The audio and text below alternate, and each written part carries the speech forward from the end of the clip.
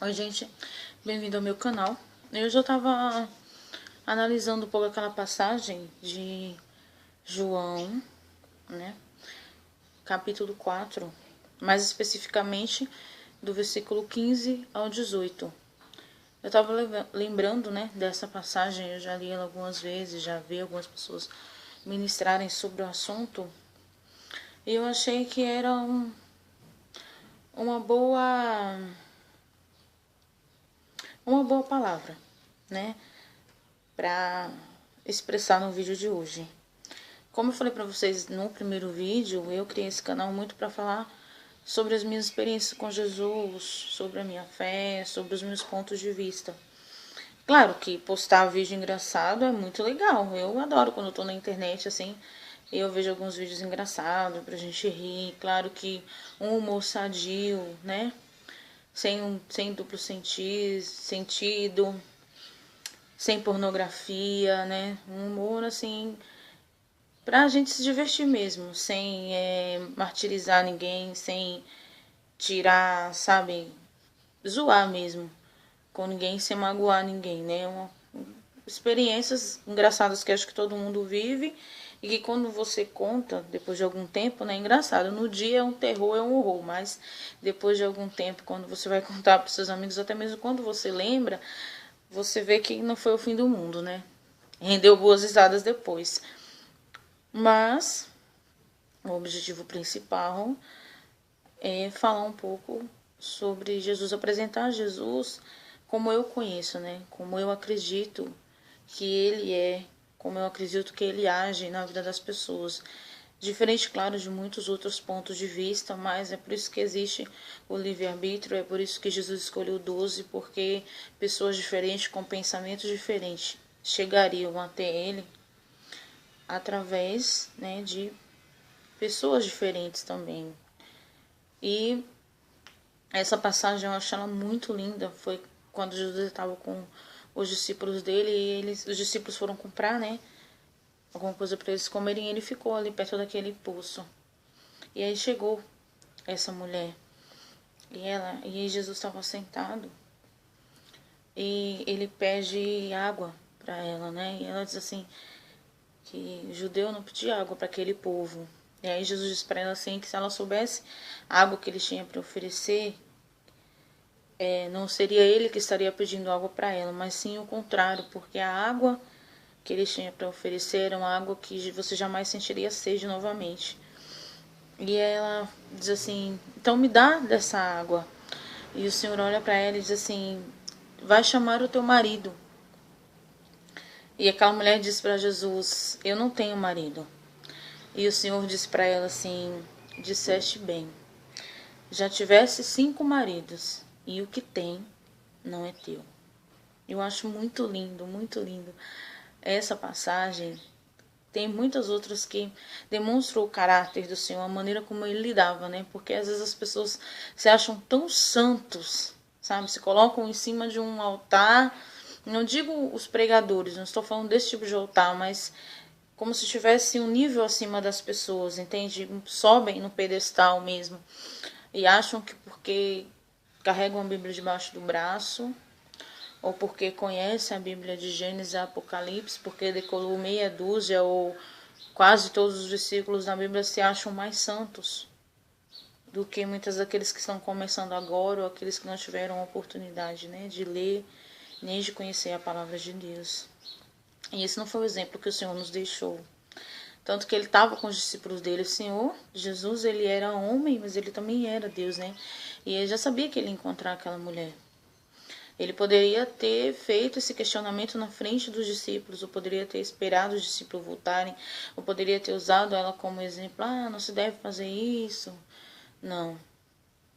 Ele tão somente conversou com aquela mulher olho no olho, né? Não sendo ele melhor do que ela em momento algum, mas com um olhar de compreensão, fazendo com que ela enxergasse aonde ela estava errando, né?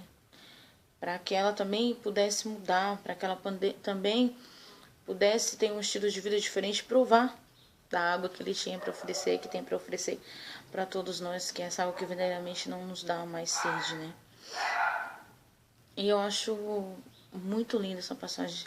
Sempre que eu leio, eu procuro seguir esse exemplo, sabe? De que você tem que saber ouvir as pessoas, você tem que saber olhar no olho e compreender e parar de julgar.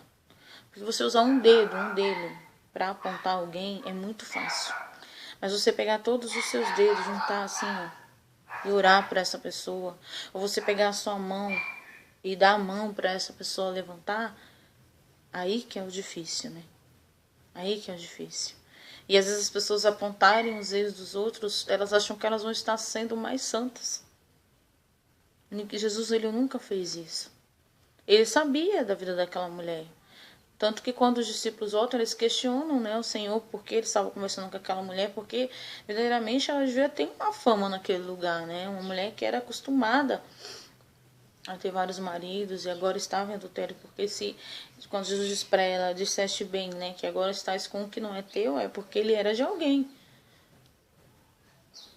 E o Senhor, ele queria se achegar às pessoas, né? Mostrar o amor de Deus para as pessoas. Não uma religião que exclui. Porque você tem que, claro, abominar o pecado, abominar a prática do pecado, mas não aquele que está praticando. Você tem que saber não julgar, ajudar, aconselhar, apoiar, atrair. E às vezes a gente não vive isso, a gente não vê isso nos momentos atuais da igreja. Eu conheço muitas pessoas que falam assim, eu só vou para a igreja quando eu estiver pronto, porque eu tenho muitas práticas, eu não quero ir para a igreja desse jeito. Jesus, ele nos quer imperfeitos, para nos fazer perfeitos na presença dele. A gente nunca vai estar pronto, a gente nunca vai estar santo o suficiente para se chegar ao Senhor, e não é isso que ele nos pede. Ele nos pede sim que estejamos de coração aberto, prontos para mudar, prontos para querer mudar, prontos para querer ser melhor, ser diferente. Isso é o cristianismo, né? Você se parecer com Jesus é você agir como ele agia, né? Atrair as pessoas, não julgar, apontar o dedo. E eu procuro muito fazer isso, tanto que eu tenho amigos de diversas religiões, pessoas que têm muitos pontos de vista, e eu sempre procurei não apontar. Claro, é o que eu penso, é a maneira como eu vivo, eu exijo sim respeito, mas não me acho melhor do que ninguém, nem superior a ninguém. Eu talvez esteja na igreja, busque ao Senhor porque eu preciso mais do que muitas pessoas. Porque em mim há essa necessidade, né? Havia um vazio dentro de mim que o Senhor preencheu, uma paz que eu precisava. E eu vejo mudança na minha vida todos os dias. E eu acho tão lindo isso, então eu quero isso para as pessoas que eu conheço também. Essa paz, sabe? Você ter comunhão, ter com quem conversar sobre tudo, né? Que com ele a gente pode falar sobre tudo, porque ele conhece tudo. Você não precisa usar máscaras diante de Deus. E às vezes as pessoas implantam isso na cabeça da gente. Tanto que eu conheço pessoas que dentro da igreja é de uma maneira, e quando você cruza com essa pessoa lá fora é uma pessoa totalmente diferente, sabe? É aquela pessoa séria, carrancuda, que não olha nem pro lado, lá fora se solta totalmente. Eu, do mesmo jeito que eu sou aqui, falando com vocês, eu sou na igreja com os meus amigos, sejam eles evangélicos ou não, dou risada, faço palhaçada e não tenho vergonha de falar de Jesus, falar do que eu penso, claro, respeitando o que as outras pessoas pensam também. E eu acho que isso é o ideal. Nós somos todos filhos do mesmo Pai. Não tem ninguém melhor diante de Deus. Não existe pecado pequeno nem pecado grande. A pessoa que comete um adultério, que rouba, não está pecando mais do que aquele que mente, que engana. Diante de Deus é a mesma coisa, claro, que o preço é maior, são outras consequências. Mas você não é melhor do que aquela pessoa em maneira nenhuma. A graça do Senhor Jesus nos alcançou, e pela misericórdia dele né? Fazemos parte da família. Não porque somos merecedores, porque ninguém é merecedor. Ninguém é merecedor de uma graça tão grande, de um amor tão infinito, tão incondicional. Nenhum de nós somos merecedores. E a gente tem que aprender isso. Amém?